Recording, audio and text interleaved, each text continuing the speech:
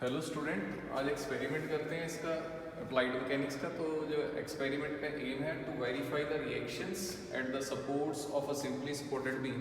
तो सबसे पहले सिंपली सपोर्टेड बीम के रिएक्शंस कैसे निकालने हैं पहले वो समझते हैं, बाद में प्रैक्टिकल की तरफ जाएंगे। सपोज ये मैंने मान लिया भी ये एक बीम है, जैसे हमारे घर की छत होती है तो छत पे ऐसे करके ऐसे बीम डला होता है, उसको दोनों साइड जो है हमारा कॉलम नियर करता है।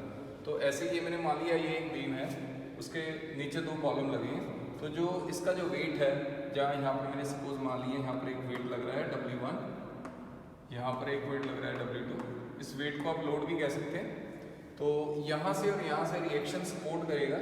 और ये सपोज मैंने मान लिया ये पॉइंट A है, इसको रिएक्शन एट A लिख दिया, इसको रिएक्शन एट B लिख दिया। तो जनरली क्या होता है, आपको ये लेंथ मालूम होती है। सपोज ये मैंने लेंथ मान ली L1, ये मैंने लेंथ मान ली L2, और जो टोटल लेंथ है इन दोनों के बीच में वो मैंने मान ली वो है L। ठीक है। तो जब आपने रिएक्शन निकालने हैं तो जो एनालिटिकल मेथड है इसका विदाउट एक्सपेरिमेंट, हम इसको विदाउट एक्सपेरिमेंट निकालेंगे पहले। तो विदाउट एक्सपेरिमेंट ऐसे मान लेंगे भी हमने इस चीज़ को फिक्स कर देंगे। इसको फिक्स कर दिया तो सोच के देखो, जैसे ये मेरी आर्म है यहाँ पर फिक्स है, ठीक है। अगर मैं यहाँ से कोई लोड डालूंगा, ऐसे ऊपर से लोड डालूंगा तो वो इस तरह घूम जाएगी। यानी ये कैसे घूमी, घड़ी की जैसे घूम गई। इसको कहते हैं क्लॉकवाइज। यानी इस लोड ने यहाँ से अगर फिक्स करोगे तो इसको यूँ घुमाएगा। तो सर ये तो क्लॉकवाइज हो गया। तो ये वाली रिएक्शन तो इसको यहाँ से घुमा ही नहीं सकती। अगर ये चीज़ यहाँ से फिक्स है, मैं यहाँ से धक्का मारूंगा ये घूमेगी नहीं, यहाँ से मारूंगा घूमेगी, यहाँ से मारूंगा घूमेगी, ऊपर की तरफ लगाऊंगा तो भी घूम जाएगी। यानी ये W1 इसको क्लॉकवाइज, W2 भी इस चीज़ को यहाँ से लोड डलेगा, ये लेंथ है वो इसको क्लॉकवाइज घुमाएगी। वाई जो रिएक्शन भी है इस तरफ यानी ऊपर की तरफ इसको यूं घुमा देगा। तो आपने करना क्या है, फॉर इक्विलिब्रियम, क्योंकि इससे घूमना तो है नहीं है, क्योंकि ऐसे थोड़ा नहीं होगा जो हमारे घर का जो बीम है ऊपर जो नीचे की तरफ घूम जाएगा। यानी ये जो क्लॉकवाइज और ये क्लॉकवाइज है ये इस एंटी क्लॉकवाइज के बराबर होगा। तो इसको हम मूवमेंट वर्ड यूज़ करते हैं। जब मूवमेंट वर्ड यूज़ करना है तो मूवमेंट वर्ड में आपको ऐसे याद करना है, force into perpendicular distance, force into perpendicular distance. तो जो फर्स्ट केस में हम ये कह सकते हैं कि इक्विलिब्रियम में, जब इक्विलिब्रियम में होता है मतलब रोटेशन में नहीं है, तो क्लॉकवाइज मूवमेंट और एंटी क्लॉकवाइज मूवमेंट दोनों बराबर होते हैं। तो क्लॉकवाइज मूवमेंट देखो, मूवमेंट को ऐसे याद करना है, यूं यूं, ठीक है, यूं यूं या यूं और यूं, ऐसे याद करना है। देखो ये फोर्स है और ये डिस्टेंस है, यानी W इंटू L1। तो यहाँ पर आएगा clockwise W1 into L1 clockwise.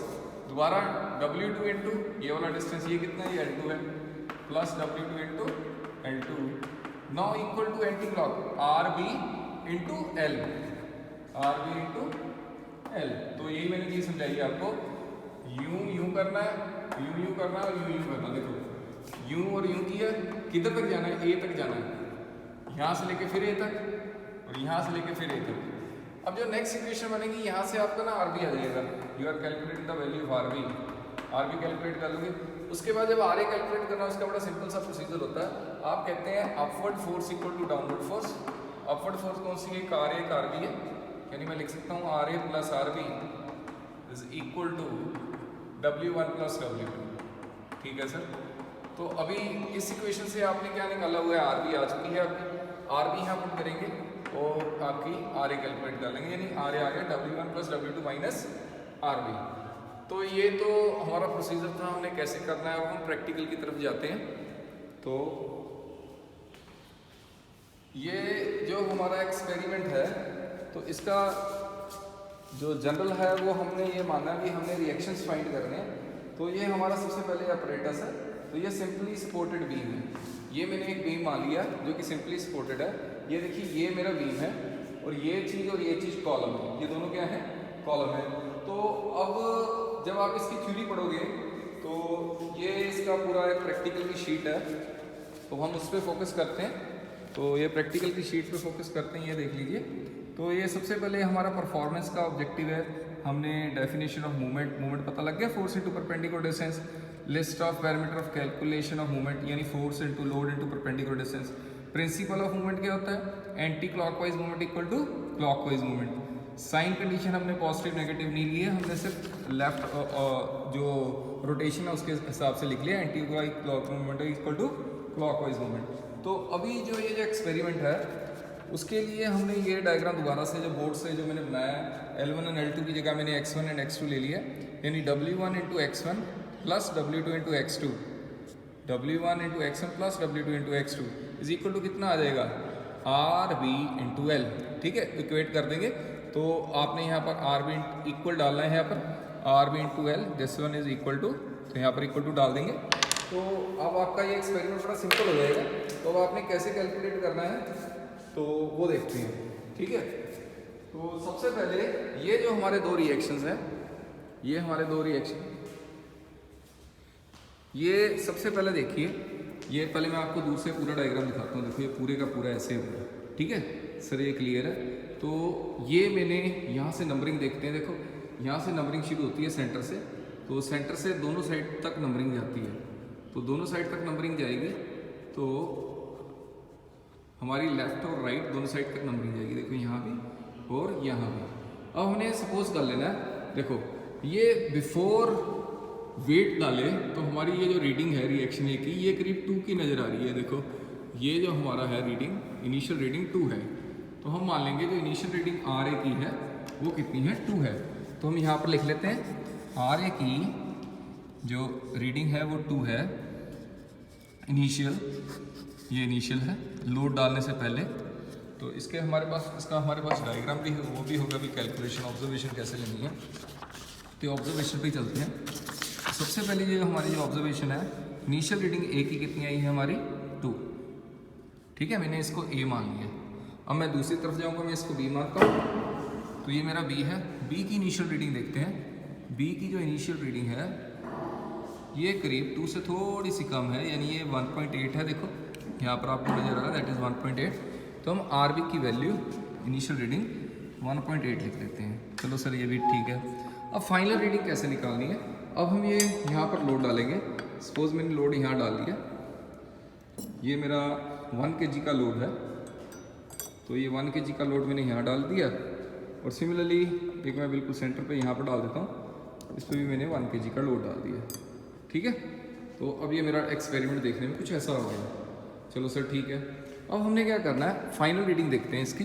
देखो अब इसकी जो फाइनल रीडिंग है थोड़ी सी चेंज होगी आर ए की, ये अब हमारी आएगी 3.4।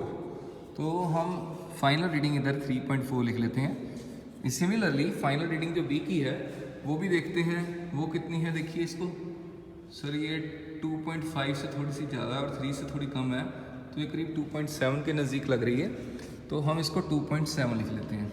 ठीक है, तो ये हमारी फाइनल रीडिंग है। तो जो ऑब्जर्व वैल्यू होगी वो क्या होगी, इन दोनों को हम माइनस कर देंगे तो वो हमारी ऑब्जर्व वैल्यूज़ आ जाएगी।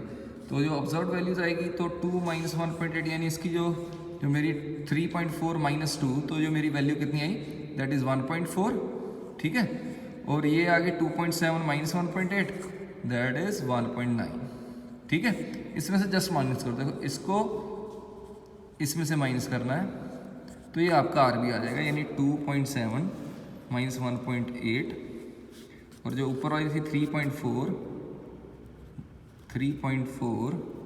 माइनस 2, तो ये तो आ गई आपकी 1.4, तो ये तो करेक्ट है। अब इन दोनों का डिफरेंस 17 में से 8 के कितने रह गए, ये हमारे रह गए 9, और ये आगे 1.9 ही है, तो ये भी करेक्ट है। तो W1 और W2 जो मेरा लोड है वो यहाँ पर ये W1 है और ये W2 है, तो ये दोनों ही 1 kg हैं, तो ये हम 1 kg लिख देते हैं दोनों पर, 1 kg। Then x1 and x2 जो हमारी वैल्यू है, x1 का डिस्टेंस है हमने a से कंसीडर करना है, तो ये देखिए कितना डिस्टेंस है यहाँ पर, ये हमारा 22 आ रहा है, यहाँ से लेके यहाँ तक 22 है, और यहाँ से लेके यहाँ तक ये जो डिस्टेंस है 50 माइनस 22, क्योंकि देखो यहाँ से लेके यहाँ तक 50 है सेंटर तक, तो ये 50 है, यानी यहाँ से लेके यहाँ तक जो होगा 50 माइनस ये 22 है, और 20 है। 50 माइनस, ये देखिए इसकी रीडिंग 20 है, ध्यान से देखते हैं, तो ये 22 है और ये 20 में 20, यानी यहाँ से लेके यहाँ तक तो ये 20 है, यानी यहाँ से लेके यहाँ तक 30 है, यानी जो हमारा x1 है वो कितना है 30। और सिमिलरली x2 देखेंगे, वो मैंने बिल्कुल सेंटर पे ही लगाया हुआ है, यानी यहाँ से लेके यहाँ तक वो 50 हो जाएगा, तो ये 50 है। अब हम आर ए डैश और आर बी डैश वो इस फॉर्मूले से निकालेंगे। आर ए डैश जो कैलकुलेटेड रिएक्शन है तो वो यहाँ पर देख लीजिए, मैं इसको थोड़ा सा चेंज करता हूँ, इसको आर बी डैश लिखता हूँ और R B dash is equal to हमारा इतना आ गया W2x2। मैंने कोई कन्वेंशन नहीं लगाई, मैंने ये कोई clock wise anti clock wise positive negative नहीं लगाया, नेट मूवमेंट जीरो कर दी बस। ठीक है सर, समझ में आ गया। तो आर डैश बी ऐसे आप निकालोगे तो वो W1x1 हमारा W1 कितना है बेटा बोलो सर 1 kg है, तो 1 kg डाल लीजिए। x1 कितना है हमारा, x1 हमारा था 30, तो 30 प्लस W2 कितना है हमारा 50। नो सर W2 लोड ही है, वो भी 1 kg है। देखो ये दोनों लोड कितने के है, W2 है W1 है, एक के नज़दीक W है और ये W दोनों ही 1 kg है। तो ये 1 इंटू ये डिस्टेंस इसका 50 है अपॉन टोटल लेंथ ये इसकी कितनी होती है सर 50 प्लस 50, यानी ये पूरा 100 सेंटीमीटर का है, डिवाइड बाय हमने 100 कर दिया, तो ये हमारा आर बी आ जाएगा। तो this is our r b. तो r B dash, this r B dash, तो आर ए dash plus R B dash, ये बी डैश सर देखिए यहाँ पर एक तो ए है, ये यूजिंग एक्सपेरिमेंट है, यूजिंग एक्सपेरिमेंट, और सर ये आर ए डैश और R B dash using calculation, using calculation, ये वाली कैलकुलेशन से। तो यहाँ से आप करेंगे तो ये 80/100 आ जाएगा, तो 80/100 यानी ये 0.8 आ गया। ठीक है, तो ये आपको क्लियर होना चाहिए मेथडोलॉजी भी हमने कैसे की आर बी। तो सिमिलरली हम आर ए भी निकालेंगे। अब आर ए निकालने का क्या मेथड है, आर ए dash plus R B dash, R ए dash plus R B dash जो कि 0.8 आया is equal to 1 + 1 W1 + W2। तो ये हमारा आर ए डैश आ गया, वो कितना आ गया 2 - 0.8 दैट इज़ 1.2। तो मेरी दोनों वैल्यू आ गई हैं आर ए डैश और आर बी डैश की। तो आर ए डैश आ गया 0.8, आर बी डैश कितना आ गया 1.2। अभी आपने फॉर्मूला लगाना है, आर ए कितना था आपका 1.4 माइनस आर डैश कितना है 0.8 अपॉन 0.8 इंटू 100। ये जो आर है ये ऑब्जर्व्ड वैल्यू है। तो दोबारा से देखिए, ये जो आर बी है एक्सपेरिमेंटल वैल्यू है और ये हमारी एनालिटिकल मेथड है। तो ये ऑब्जर्व्ड वैल्यू से हमने परसेंटेज एरर लगी, तो 1.4 डाल दिए इसको। ठीक है, इंटू 100 कर दीजिए। सिमिलरली जो हमारा आर बी है, आर बी हमारा कितना है सर 1.9, आर डैश भी कितना आया था 1.2 अपॉन 1.9 इंटू 100, ये हमारी परसेंटेज एरर है। ठीक है, मैंने आपको ये सिर्फ सिंगल रीडिंग ही भेज रहा हूँ अभी, आप ये सिंगल रीडिंग परफॉर्म कर लीजिए। अभी मैं आपको ये बिल्कुल जो आपने नोट करना है ऐसे करना है। देखो सबसे पहले पेज ये करना है आपने, पूरा ध्यान से देख लीजिए इसको। तो ये हमारा ऑब्जेक्ट है या एम, देन दिस वन यहाँ तक गए, ये सेकंड पेज आ गया। आपने ऐसे लिखना है, ये जो मैंने काटा है वो काट देना, ये प्रोसीजर है, तो ये सारा प्रोसीजर लिखना है। तो उसके बाद ये जो लास्ट पेज है,